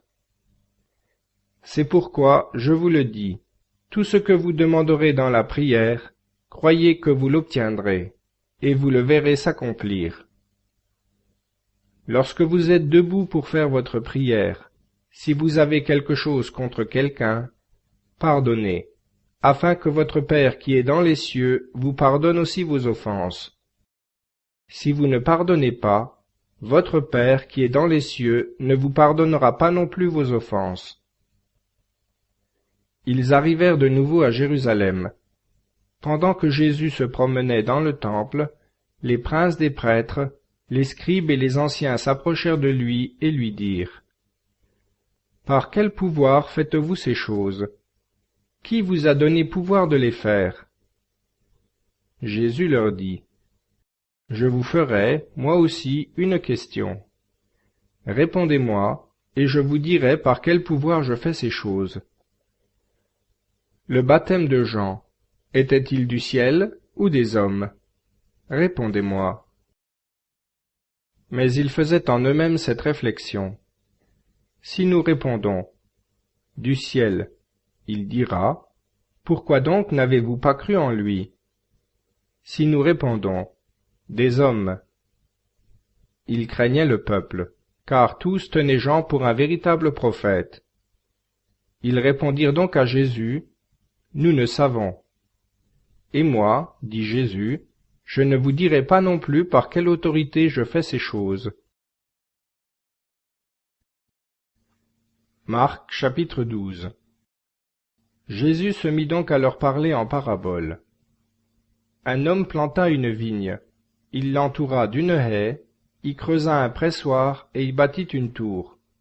Puis il la loua à des vignerons et partit pour un autre pays. En temps convenable, il envoya un serviteur aux vignerons pour recevoir d'eux une part de la récolte. Mais s'étant saisis de lui, ils le battirent et le renvoyèrent les mains vides. Il leur envoya encore un autre serviteur, et ils le blessèrent à la tête, et le chargèrent d'outrage. Il en envoya un troisième, qu'ils tuèrent. Beaucoup d'autres furent encore, les uns battus, les autres tués par eux. Il restait au maître un fils unique qui lui était très cher. Il l'envoya aussi vers eux le dernier, se disant, « Ils respecteront mon fils. » Mais ces vignerons dirent entre eux, « Celui-ci est l'héritier. Venez, tuons-le, et l'héritage sera à nous. » Et ils se saisirent de lui, le tuèrent et le jetèrent hors de la vigne. Maintenant, que fera le maître de la vigne? Il viendra, il exterminera les vignerons et donnera sa vigne à d'autres. N'avez-vous pas lu cette parole de l'Écriture? La pierre qu'ont rejetée ceux qui bâtissaient est devenue le sommet de l'angle. C'est le Seigneur qui a fait cela, et c'est une merveille à nos yeux. Et ils cherchaient à se saisir de lui, sachant qu'il les avait en vue dans cette parabole. Mais ils craignaient le peuple, et le laissant, ils s'en allèrent. Alors ils lui envoyèrent quelques-uns des pharisiens et des hérodiens pour le surprendre dans ses paroles. Ceux-ci étant venus, lui dirent, « Maître, nous savons que vous êtes véridique et n'avez souci de personne, car vous ne considérez point l'extérieur des hommes, mais vous enseignez la voie de Dieu dans la vérité. Est-il permis, ou non, de payer le tribut à César? Devons-nous payer ou non? » Connaissant leur perfidie, il leur dit, « Pourquoi me tentez-vous?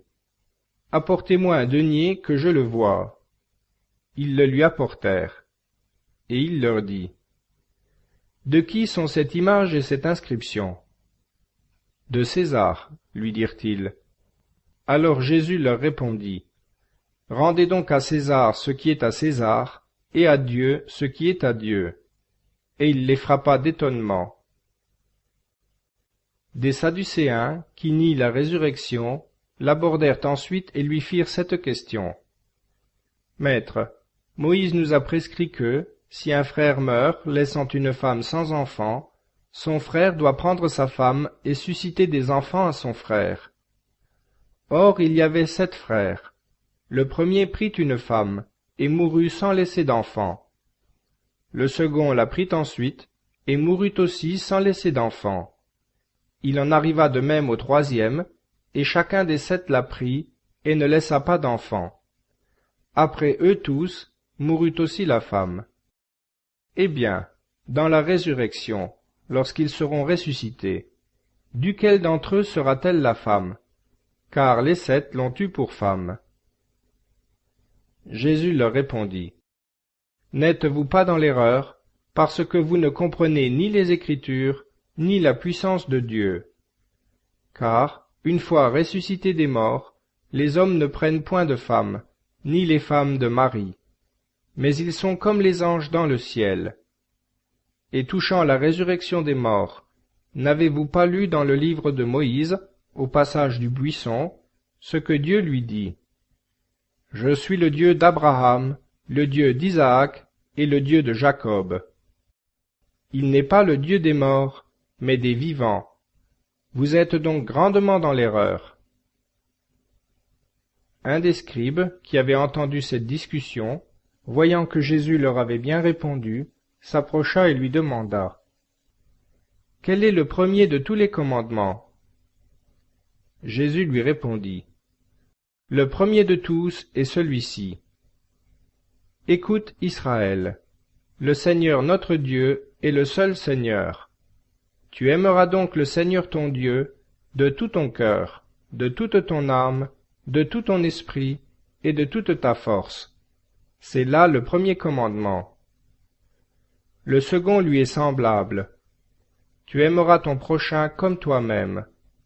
Il n'y a pas d'autre commandement plus grand que ceux-là. » Le scribe lui dit, « Bien, maître, vous avez dit selon la vérité que Dieu est unique et qu'il n'y en a point d'autre que lui, et que l'aimer de tout son cœur, de tout son esprit, de toute son âme et de toute sa force, et aimer son prochain comme soi-même, c'est plus que tous les holocaustes et tous les sacrifices. » Jésus, voyant qu'il avait répondu avec sagesse, lui dit, « Tu n'es pas loin du royaume de Dieu. » Et personne n'osait plus lui poser de questions. Jésus, continuant à enseigner dans le temple, dit, comment les scribes disent-ils que le Christ est fils de David? Car David lui-même parle ainsi par l'Esprit Saint. Le Seigneur a dit à mon Seigneur, « Asseyez-vous à ma droite, jusqu'à ce que je fasse de vos ennemis l'escabeau de vos pieds. » David lui-même l'appelle Seigneur. Comment donc est-il son fils? Et la foule nombreuse prenait plaisir à l'entendre.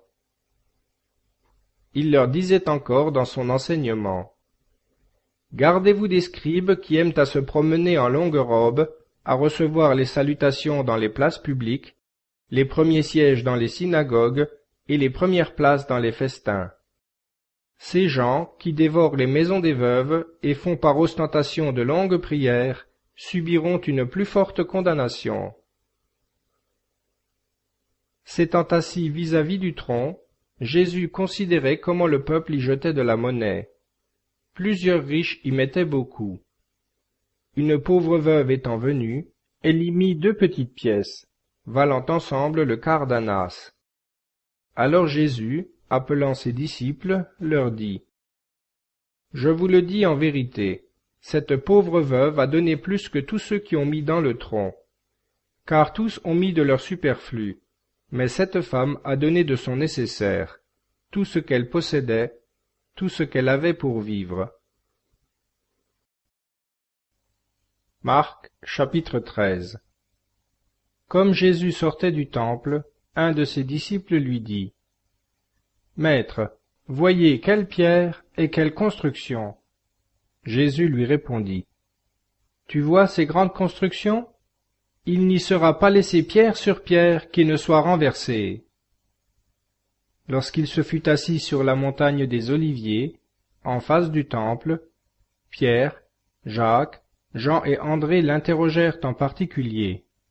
« Dites-nous quand cela arrivera, et à quel signe on connaîtra que toutes ces choses seront près de s'accomplir. » Jésus, leur répondant, commença ce discours. « Prenez garde que nul ne vous séduise, car plusieurs viendront sous mon nom, disant, « C'est moi, le Christ », et ils en séduiront un grand nombre. Quand vous entendrez parler de guerre et de bruit de guerre, ne vous troublez point, car il faut que ces choses arrivent, mais ce ne sera pas encore la fin. On verra se soulever peuple contre peuple, royaume contre royaume. Il y aura des tremblements de terre en divers lieux. Il y aura des famines. Ce sera le commencement des douleurs. Prenez garde à vous-même. On vous traduira devant les tribunaux et les synagogues. Vous y serez battus. Vous comparaîtrez devant les gouverneurs et les rois, à cause de moi, pour me rendre témoignage devant eux. Il faut qu'auparavant l'Évangile soit prêché à toutes les nations. Lors donc qu'on vous emmènera pour vous faire comparaître, ne pensez point d'avance à ce que vous direz, mais dites ce qui vous sera donné à l'heure même, car ce n'est pas vous qui parlerez, mais l'Esprit Saint. Le frère livrera son frère à la mort, et le père son fils. Les enfants s'élèveront contre leurs parents, et les mettront à mort. Et vous serez en haine à tous à cause de mon nom. Mais celui qui persévérera jusqu'à la fin sera sauvé. Lorsque vous verrez l'abomination de la désolation établie où elle ne doit pas être, que celui qui lit comprenne. Alors que ceux qui seront en Judée s'enfuient dans les montagnes, que celui qui sera sur le toit ne descende pas dans sa maison et n'y entre pas pour prendre quelque objet, et que celui qui sera allé dans son champ ne revienne pas pour prendre son manteau. Mais malheur aux femmes qui seront enceintes ou qui allaiteront en ces jours-là. Priez pour que ces choses n'arrivent pas en hiver, car il y aura, en ces jours, des tribulations telles qu'il n'y en a point eu depuis le commencement du monde que Dieu a créé jusqu'à présent, et qu'il n'y en aura jamais. Et si le Seigneur n'avait abrégé ces jours, nul homme ne serait sauvé. Mais il les a abrégés à cause des élus qu'il a choisis.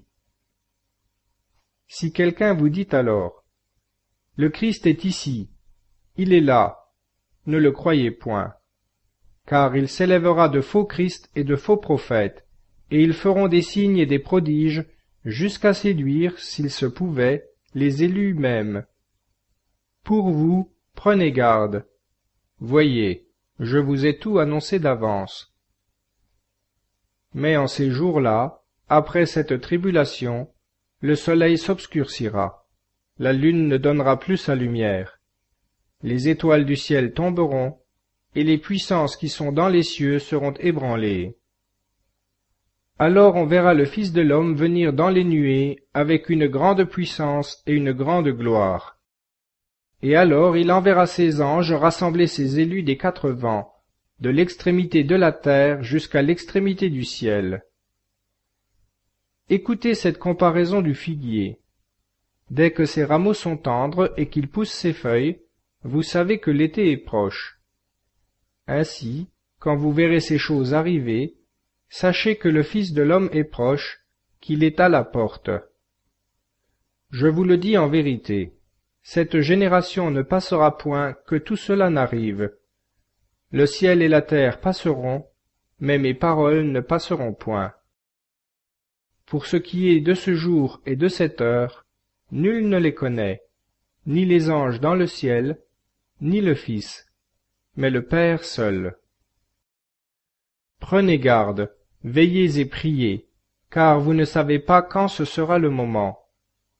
C'est ainsi qu'un homme, ayant laissé sa maison pour aller en voyage, après avoir remis l'autorité à ses serviteurs et assigné à chacun sa tâche, commande au portier de veiller. Veillez donc, car vous ne savez pas quand viendra le maître de la maison, le soir, ou au milieu de la nuit, ou au chant du coq, ou le matin, de peur que, survenant tout à coup, il ne vous trouve endormi. Ce que je vous dis, je le dis à tous.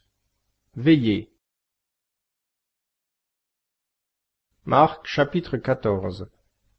La Pâque et les Azymes devaient avoir lieu 2 jours après, et les princes des prêtres et les scribes cherchaient les moyens de se saisir de Jésus par ruse, afin de le faire mourir. Mais, disaient-ils, que ce ne soit pas pendant la fête, de peur qu'il n'y ait du tumulte parmi le peuple. Comme Jésus était à Béthanie, dans la maison de Simon le lépreux, une femme entra pendant qu'il se trouvait à table. Elle tenait un vase d'albâtre plein d'un parfum de nard pur d'un grand prix, et ayant brisé le vase, elle répandit le parfum sur sa tête. Plusieurs de ceux qui étaient là en témoignaient entre eux leur mécontentement. Pourquoi perdre ainsi ce parfum? On aurait pu le vendre plus de 300 deniers, et les donner aux pauvres. Et ils se fâchaient contre elle. Mais Jésus dit, « Laissez-la. Pourquoi lui faites-vous de la peine? C'est une bonne action qu'elle a faite à mon égard. Car vous avez toujours les pauvres avec vous, et toutes les fois que vous voulez, vous pouvez leur faire du bien. Mais moi, vous ne m'avez pas toujours. Cette femme a fait ce qu'elle a pu. Elle a d'avance embaumé mon corps pour la sépulture. Je vous le dis en vérité, partout où sera prêché cet évangile, dans le monde entier, on racontera aussi ce qu'elle a fait, en mémoire d'elle. » Or, Judas l'Iscariote, l'un des 12, alla vers les princes des prêtres pour livrer Jésus. Après l'avoir entendu, ils furent dans la joie et promirent de lui donner de l'argent. Et Judas cherchait une occasion favorable pour le livrer. Le premier jour des Azymes, où l'on immolait la Pâque, ses disciples dirent à Jésus, « Où voulez-vous que nous allions vous préparer ce qu'il faut pour manger la Pâque ?» Et il envoya 2 de ses disciples et leur dit, « Allez à la ville, vous rencontrerez un homme portant une cruche d'eau. Suivez-le. Quelque part qu'il entre, dites au propriétaire de la maison, « Le maître te fait dire, où est la salle où je pourrai manger la Pâque avec mes disciples? Et il vous montrera un grand cénacle meublé et tout prêt. Faites-nous là les préparatifs. » Ses disciples partirent et allèrent à la ville, et ils trouvèrent les choses comme il le leur avait dit, et ils préparèrent la Pâque. Sur le soir, Jésus vint avec les 12. Pendant qu'ils étaient à table et mangeaient, Jésus dit, « Je vous le dis en vérité, un de vous me trahira, celui qui mange avec moi. » Et ils se mirent à s'attrister et à lui dire l'un après l'autre, « Est-ce moi ?» Il leur répondit, « C'est un des 12 qui met avec moi la main dans le plat. Pour le Fils de l'homme, il s'en va, ainsi qu'il est écrit de lui. Mais malheur à l'homme par qui le Fils de l'homme est trahi. Mieux vaudrait pour cet homme qu'il ne fût pas né. » Pendant le repas, Jésus prit du pain, et après avoir prononcé une bénédiction, il le rompit et le leur donna en disant, « Prenez, ceci est mon corps. » Il prit ensuite la coupe et, ayant rendu grâce, il la leur donna, et ils en burent tous. Et il leur dit, « Ceci est mon sang, le sang de la nouvelle alliance, répandu pour la multitude. Je vous le dis en vérité, je ne boirai plus jamais du fruit de la vigne, jusqu'au jour où je le boirai nouveau dans le royaume de Dieu. » Après le chant de l'hymne, ils s'en allèrent au mont des Oliviers. Alors Jésus leur dit, « Je serai pour vous tous, cette nuit, une occasion de chute, car il est écrit, « Je frapperai le pasteur, et les brebis seront dispersées. » Mais, après que je serai ressuscité, je serai à votre tête en Galilée. Pierre lui dit, « Quand vous seriez pour tous une occasion de chute, vous ne le seriez jamais pour moi. » Jésus lui dit, « Je te le dis en vérité, aujourd'hui, cette nuit même, avant que le coq ait chanté 2 fois, 3 fois tu me renieras. » Mais Pierre insistait encore plus. « Quand il me faudrait mourir avec vous, je ne vous renierai point. » Et tous dirent de même. Ils arrivèrent à un domaine appelé Gethsémani, et il dit à ses disciples, « Asseyez-vous ici pendant que je prierai. » Et ayant pris avec lui Pierre, Jacques et Jean, il commença à sentir de la frayeur et de l'abattement. Et il leur dit, « Mon âme est triste jusqu'à la mort. Restez ici et veillez. » S'étant un peu avancé, il se jeta contre terre, et il priait que cette heure, s'il se pouvait, s'éloignât de lui. Et il disait, « Abba, Père, tout vous est possible, éloignez de moi ce calice. Cependant, non pas ma volonté, mais la vôtre. » Il vint ensuite et trouva ses disciples endormis, et il dit à Pierre, « Simon, tu dors, tu n'as pu veiller 1 heure. Veillez et priez, afin que vous n'entriez point en tentation. L'esprit est prompt, mais la chair est faible. » Et, s'éloignant de nouveau, il pria, disant les mêmes paroles. Puis, étant revenu, il les trouva encore endormis, car leurs yeux étaient appesantis, et ils ne savaient que lui répondre. Il revint une 3e fois et leur dit, « Dormez maintenant, et reposez-vous. C'est assez, l'heure est venue. Voici que le Fils de l'homme est livré aux mains des pécheurs. Levez-vous, allons, celui qui me trahit est près d'ici. » Au même moment, comme il parlait encore, arrive Judas, l'un des 12, et avec lui une grande troupe, armée d'épées et de bâtons, envoyée par les princes des prêtres, par les scribes et par les anciens. Le traître leur avait donné ce signe. « Celui que je baiserai, c'est lui. Saisissez-le et emmenez-le sûrement. » Dès qu'il fut arrivé, s'approchant de Jésus, il dit, « Maître !» et il le baisa. Les autres jetèrent les mains sur lui et l'arrêtèrent. Un de ceux qui étaient là, tirant l'épée, en frappa le serviteur du grand prêtre et lui enleva l'oreille. Jésus, prenant la parole, leur dit, « Vous êtes venus comme à un brigand, avec des épées et des bâtons pour me prendre. Tous les jours j'étais parmi vous, enseignant dans le temple, et vous ne m'avez pas arrêté. Mais c'est afin que les Écritures s'accomplissent. » Alors tous ses disciples l'abandonnèrent et prirent la fuite. Un jeune homme le suivait, couvert seulement d'un drap. On se saisit de lui, mais il lâcha le drap et s'enfuit nu de leurs mains. Ils emmenèrent Jésus chez le grand prêtre, où s'assemblèrent tous les princes des prêtres, les scribes et les anciens. Pierre le suivit de loin, jusque dans l'intérieur de la cour du grand prêtre, et s'étant assis près du feu avec les serviteurs, il se chauffait.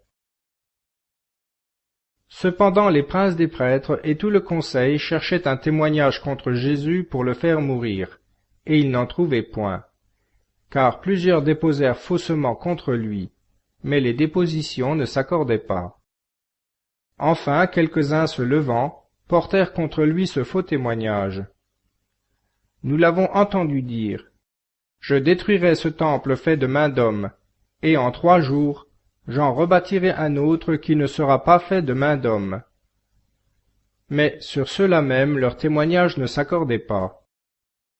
Alors le grand prêtre se leva, et venant au milieu, il interrogea Jésus, disant, « Ne réponds-tu rien à ce que ces hommes déposent contre toi ?» Mais Jésus garda le silence et ne répondit rien.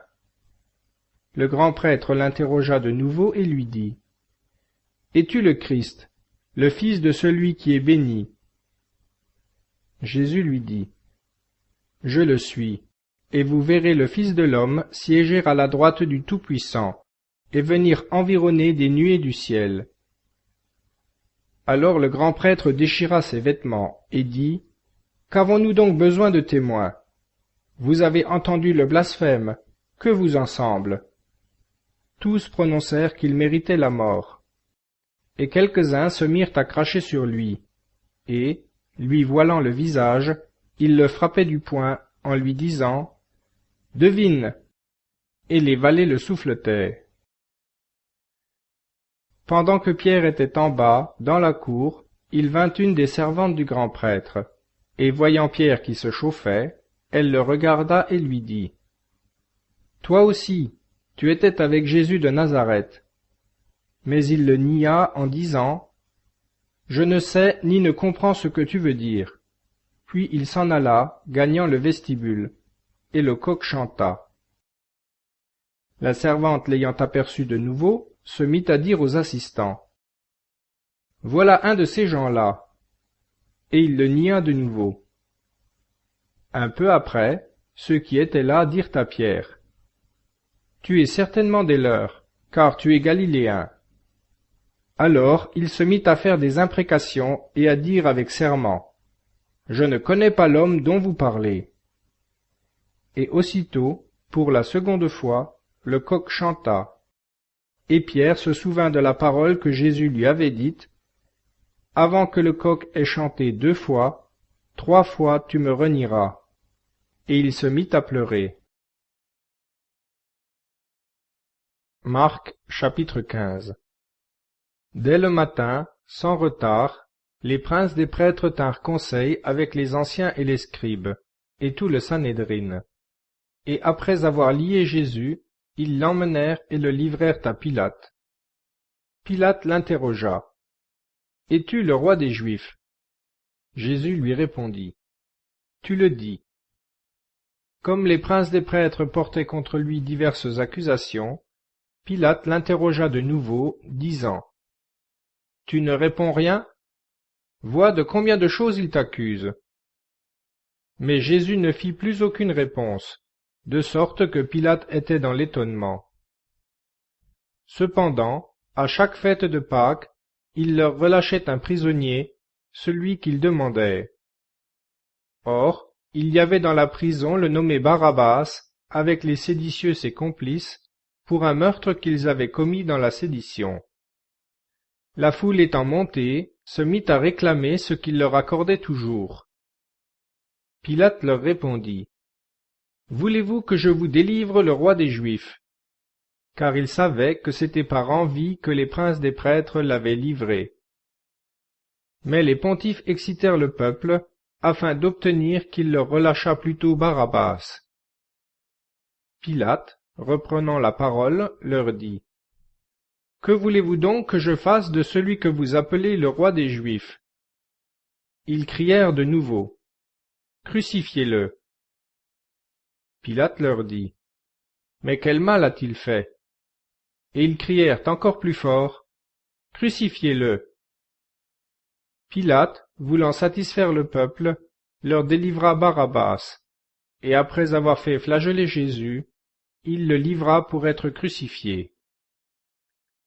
Les soldats conduisirent Jésus dans l'intérieur de la cour, c'est-à-dire dans le prétoire, et ils convoquèrent toute la cohorte. Et l'ayant revêtu de pourpre, ils ceignirent sa tête d'une couronne d'épines qu'ils avaient tressée. Puis ils se mirent à le saluer. « Salut, roi des Juifs !» Et ils lui frappaient la tête avec un roseau, et ils crachaient sur lui. Et, fléchissant les genoux, ils lui rendaient hommage. Après s'être ainsi joué de lui, ils lui ôtèrent la pourpre, lui remirent ses vêtements et l'emmenèrent pour le crucifier. Un certain Simon, de Cyrène, le père d'Alexandre et de Rufus, passant par là en revenant des champs, ils le réquisitionnent pour porter la croix de Jésus, qu'ils entraînent au lieu dit Golgotha, ce que l'on interprète, lieu du crâne. Et ils lui donnaient à boire du vin mêlé de myrrhe, mais il n'en prit pas. L'ayant crucifié, ils se partagent ses vêtements, tirant au sort ce que chacun en prendrait. Il était la 3e heure lorsqu'on le crucifia. L'inscription indiquant la cause de sa condamnation portait « Le roi des Juifs ». Ils crucifièrent avec lui 2 brigands, l'un à sa droite, l'autre à sa gauche. Ainsi fut accomplie cette parole de l'Écriture, et il a été mis au rang des malfaiteurs. Les passants l'insultaient, en branlant la tête et disant : « Ah, toi qui détruis le temple et le rebâtis en 3 jours, sauve-toi toi-même et descends de la croix. » Les princes des prêtres aussi, avec les scribes, le raillaient entre eux et disaient : « Il en a sauvé d'autres, et il ne peut se sauver lui-même. Que le Christ, le roi d'Israël, descende maintenant de la croix, afin que nous voyions et que nous croyions. » Ceux mêmes qui étaient crucifiés avec lui l'insultaient. La 6e heure étant arrivée, les ténèbres se répandirent sur toute la terre jusqu'à la 9e heure. Et à la 9e heure, Jésus s'écria d'une voix forte : « Éloi, Éloi, lama sabachthani » ce qui s'interprète : « Mon Dieu, pourquoi m'avez-vous abandonné ?» Quelques-uns de ceux qui étaient là, l'ayant entendu, disaient : « Voyez, il appelle Élie. » Et l'un d'eux courut emplir une éponge de vinaigre, et l'ayant mise au bout d'un roseau, il lui donna à boire, en disant : « Laissez, voyons si Élie viendra le faire descendre. » Mais Jésus, ayant jeté un grand cri, expira. Et le voile du sanctuaire se déchira en 2, depuis le haut jusqu'en bas. Le centurion qui se tenait en face de Jésus, voyant qu'il avait expiré en jetant un tel cri, dit : « Vraiment, cet homme était fils de Dieu. » Il y avait aussi des femmes qui regardaient de loin, entre autres Marie-Madeleine, Marie, mère de Jacques le mineur et de Joseph, et Salomé, qui le suivaient déjà et le servaient lorsqu'il était en Galilée, et plusieurs autres qui étaient montés à Jérusalem avec lui. Le soir étant déjà venu, comme c'était la préparation, c'est-à-dire la veille du sabbat, arriva Joseph d'Arimathie. C'était un membre du grand conseil fort considéré, qui attendait, lui aussi, le royaume de Dieu. Il était allé hardiment auprès de Pilate demander le corps de Jésus. Mais Pilate, surpris qu'il fût mort si tôt, fit venir le centurion, et lui demanda s'il y avait longtemps que Jésus était mort. Sur le rapport du centurion, il accorda le corps à Joseph. Alors Joseph, ayant acheté un linceul, descendit Jésus, l'enveloppa du linceul et le déposa dans un sépulcre taillé dans le roc. Puis il roula une pierre à l'entrée du sépulcre. Or Marie-Madeleine et Marie, mère de Joseph, observaient où on le déposait. Marc chapitre 16. Lorsque le sabbat fut passé, Marie-Madeleine, Marie, mère de Jacques et Salomé achetèrent des aromates, afin d'aller embaumer Jésus. Et, le premier jour de la semaine, de grand matin, elles arrivèrent au sépulcre, le soleil étant déjà levé. Elles se disaient entre elles, « Qui nous ôtera la pierre qui ferme l'entrée du sépulcre ?» Et, levant les yeux, elles aperçurent que la pierre avait été roulée de côté. Elle était en effet fort grande. Entrant alors dans le sépulcre, elles virent un jeune homme assis à droite, vêtu d'une robe blanche, et elles furent saisies de frayeur. Mais il leur dit, « Ne vous effrayez pas, vous cherchez Jésus de Nazareth qui a été crucifié. Il est ressuscité, il n'est point ici. Voici le lieu où on l'avait mis. Mais allez dire à ses disciples et à Pierre qu'il va se mettre à votre tête en Galilée. C'est là que vous le verrez, comme il vous l'a dit. » Sortant aussitôt du sépulcre, elles s'enfuirent, car le tremblement et la stupeur les avaient saisies, et elles ne dirent rien à personne à cause de leur effroi. Jésus étant donc ressuscité le matin du premier jour de la semaine, il apparut d'abord à Marie-Madeleine, de laquelle il avait chassé 7 démons.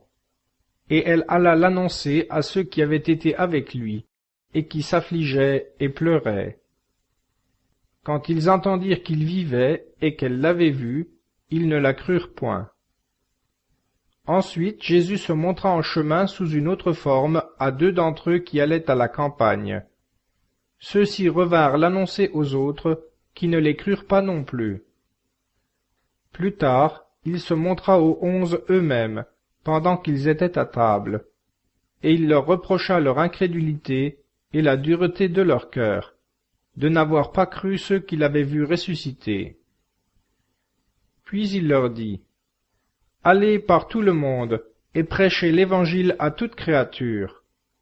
Celui qui croira et sera baptisé sera sauvé. Celui qui ne croira pas sera condamné. Et voici les miracles qui accompagneront ceux qui auront cru. En mon nom, ils chasseront les démons, ils parleront de nouvelles langues, ils prendront les serpents, et s'ils boivent quelque breuvage mortel, il ne leur fera point de mal. Ils imposeront les mains aux malades, et les malades seront guéris. » Après leur avoir ainsi parlé, le Seigneur Jésus fut enlevé au ciel, et s'assit à la droite de Dieu.